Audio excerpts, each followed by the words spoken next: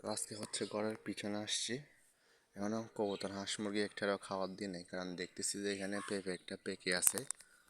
তো যেগুলো হচ্ছে অনেক আগে বড় পেঁপেগুলো ডেকে দিয়েছিলাম, পেঁপে একটা পেকে গেছে।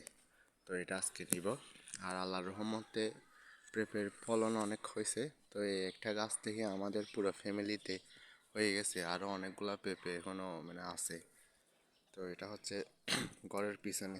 আমি হচ্ছে ওয়াশরুমের উপরে উঠছি, তো এখানে জাম্বুরাও নিব কিছু। তো জাম্বুরা প্রায় খাওয়া শেষ, এখন সিজনও শেষের দিকে। আর কয়েকটা আছে যেগুলো হচ্ছে শেষে ধরছে। তো এগুলো পাকছে, এগুলো হলদে কালার চলে আসছে, এগুলো ছিঁড়ে নিব।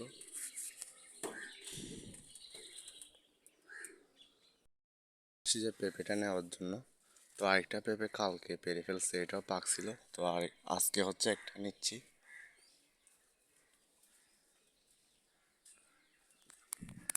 পেঁপেটা একদম নরম হয়ে গেছে, হাত লাগতেছে, এটা গলে যাচ্ছে, ছিঁড়ে যাচ্ছে চামড়া।